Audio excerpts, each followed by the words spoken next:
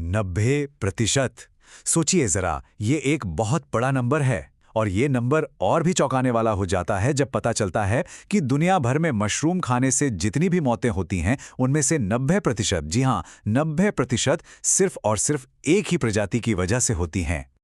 और देखिए, ये कोई मामूली फंगस भी नहीं है। मशहूर फिलोसोफर वॉल्टेयर ने एक बार कहा था, इस मशरूम डिश ने यूरोप की किस्मत बदल दी। वो ऐसा क्यों कह रहे थे? क्योंकि माना जाता है कि इसी फंगस ने एक पवित्र रोमन सम्राट की जान ले ली थी और उनकी मौत की वजह से एक बहुत बड़ा युद्ध छिड़ गया था। तो सवाल ये है कि आखिर ये है क्या? कौन है ये इतिहास बदलने वाला जानलेवा मशरूम? तो चलिए आज हम इसी की दुनिया में उतरते हैं। इसका नाम है अमनीता फिलॉइड्स, लेकिन इसे एक और नाम से जाना जाता है, डेथ कैप, मतलब दुनिया का सबसे खतरनाक मशरूम।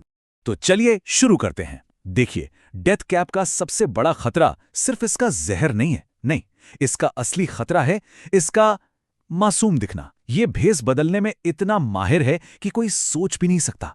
अब जरा इस पर नजर डालिए, इन्हें पहचानना कितना मुश्किल हो सकता है।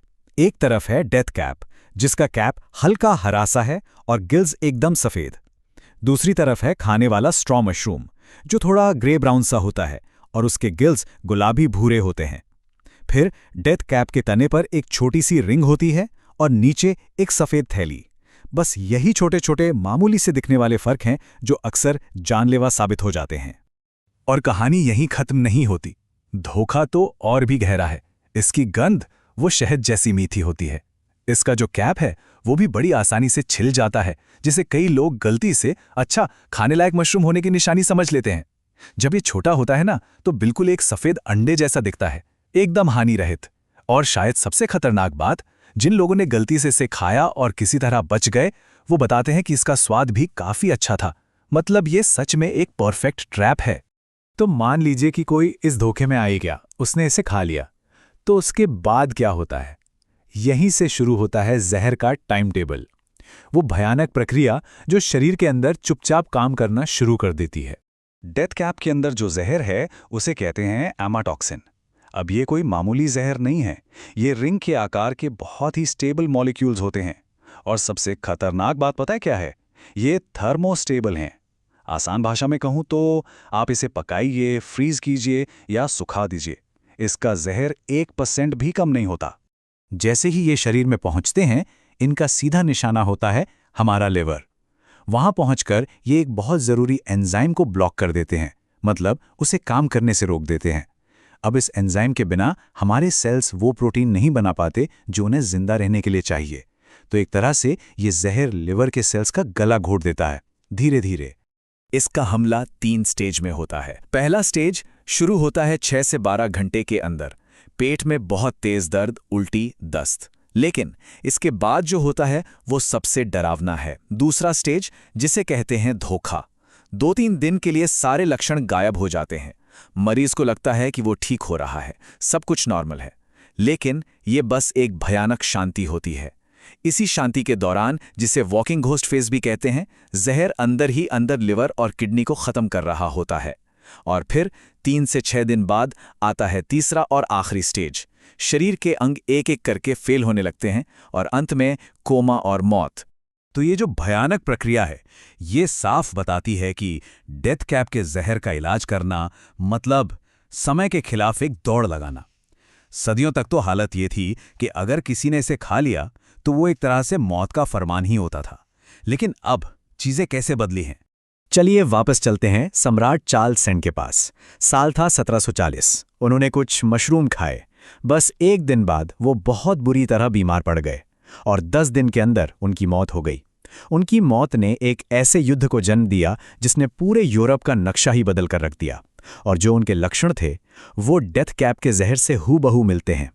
ये घटना दिखाती है कि उस जमाने में लोग इस जहर के आगे कितने बेबस थे।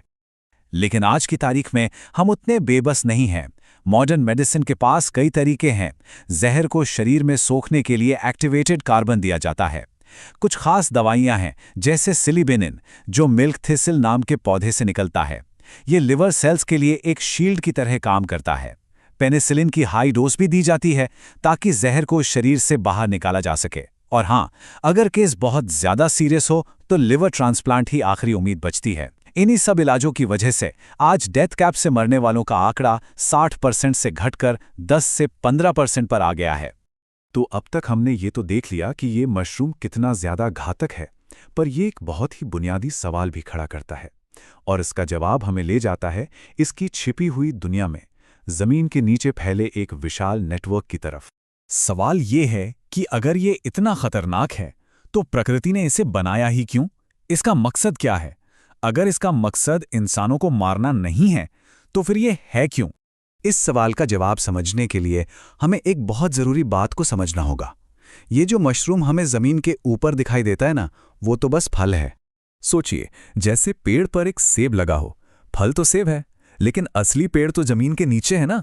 बस वैसे ही इसका असली जीव ज़मीन के नीचे रहता है और इसी असली शरीर को कहते हैं माइसीलियम। ये है क्या? ये असल में पतले पतले धागों का एक बहुत बड़ा जड़ जैसा नेटवर्क है जो मिट्टी के नीचे कई बार तो मीलों तक फैला होता है। यही फंगस का असली शरीर है जो मिट्टी से अपना सारा पोषण लेता है। तो सवाल ये है कि जमीन के नीचे ये विशाल नेटवर्क आखिर कर क्या रहा है? ये एक पार्टनरशिप बना रहा है। डेथ कैप का ये जो माइसीलियम है, ये ओक और चेस्टनट जैसे बड़े पेड़ों की जड़ों के साथ जुड़ जाता है और ये पार्टनरशिप दोनों के लिए फायदेमंद है। फंगस का नेटवर्क पेड़ की जड़ों से भी ज्यादा बेहतर तरीके से मिट्टी से पानी और न्यूट्रिएंट्स खींचकर पेड़ को देता है और बदले में पेड़ फोटोसिंथेसिस से जो शुगर बनाता है वो फंगस को दे देता है। ये कोई मामूली लेन देन नहीं है, ये तो पूरे जंगल की सेहत का आधार है। यही पार्टनरशिप पूरे जंगल को जिंदा रखती है। तो फिर जहर का क्या? वो शायद कीड़े मकोड़ों या दूसरे जानवरों से खुद को बचाने के लिए है, इंसानों के लिए तो बिल्कुल नहीं। तो सोचिए, डेथ कैप जो जमीन के ऊपर एक कातिल की तरह दिखता है, वही जमीन के नीचे एक जीवन देने वाला है। ये एक बहुत बड़े छिपे हुए नेटवर्क का हिस्सा है जो पूरे के पूरे जंगलों को थामे हुए है। ये हमें अपना नजरिया बदलने पर मजबूर करता है और एक बहुत ही दिलचस्प सवाल के साथ छोड़ जाता है कि अगर सिर्फ एक फंगस इतनी जटिल दुनिया का हिस्सा हो सकता है तो हमारे पैरों के ठीक नीचे उस अनदेखी दुनिया में और क्या-क्या बातें हो रही होंगी, क्या-क्या शेयर किया जा रहा होगा। एक ऐसी दुनिया जिसे हम बस अभी समझना शुरू ही कर रहे हैं।